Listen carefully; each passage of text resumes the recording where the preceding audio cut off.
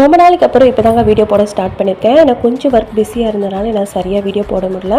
இதுக்கப்புறம் கண்டினியூவாக போடுறேங்க. உங்ககிட்ட சொல்ல வேண்டிய ஒரு குட் நியூஸும் இருக்குது. ஸோ நெக்ஸ்ட் வீடியோவில் என்னன்னு சொல்லிட்டு டீட்டெயிலாக சொல்கிறேன்.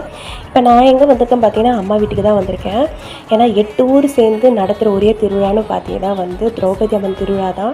ஸோ இப்போ எங்கள் ஊர் மக்களும் சரி, நம்ம வருஷத்துக்கு ஒரு டைம் மட்டும்தான் இந்த மாதிரி திருவிழாவில் சந்திக்க முடியும்.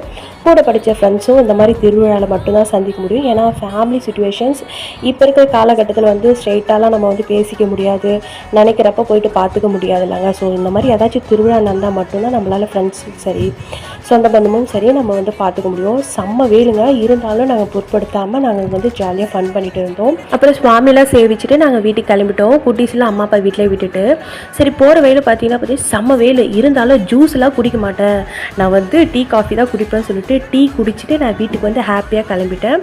ஸோ நெக்ஸ்ட் வீடியோவில் பார்க்குறேன்.